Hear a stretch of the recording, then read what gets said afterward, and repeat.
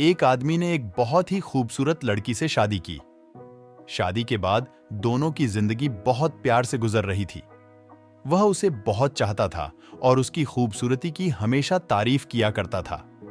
लेकिन कुछ महीनों के बाद लड़की चर्म रोग से ग्रसित हो गई और धीरे धीरे उसकी खूबसूरती जाने लगी। खुद को इस तरह देख उसके मन में डर समाने लगा कि यदि वह बदसूरत हो गई तो उसका पति उससे नफरत करने लगेगा और वह उसकी नफरत बर्दाश्त नहीं कर पाएगी।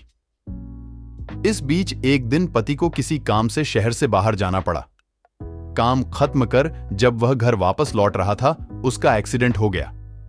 एक्सीडेंट में उसने अपनी दोनों आंखें खो दी, लेकिन इसके बावजूद भी उन दोनों की जिंदगी सामान्य तरीके से आगे बढ़ती रही। समय गुजरता रहा और अपने चर्म रोग के कारण लड़की ने अपनी खूबसूरती पूरी तरह गंवा दी।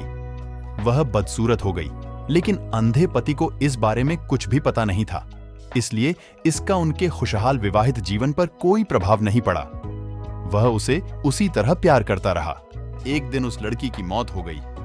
पति अब अकेला हो गया था। वह बहुत दुखी था। वह उस शहर को छोड़ कर जाना चाहता था। उसने अंतिम संस्कार की सारी क्रियाविधि पूर्ण की और शहर छोड़कर जाने लगा।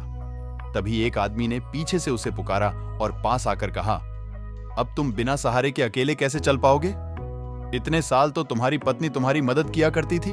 पति ने जवाब दिया, दोस्त, मैं अंधा नहीं हूं, मैं बस अंधा होने का नाटक कर रहा था, क्योंकि यदि मेरी पत्नी को पता चल जाता कि मैं उसकी बदसूरती देख सकता हूं तो यह उसे उसके रोग से ज्यादा दर्द देता। इसलिए मैंने इतने साल अंधे होने का दिखावा किया। वह बहुत अच्छी पत्नी थी, मैं बस उसे खुश रखना चाहता था। खुश रहने के लिए हमें भी एक दूसरे की कमियों के प्रति आंखें बंद कर लेनी चाहिए और उन कमियों को नजरअंदाज कर देना चाहिए।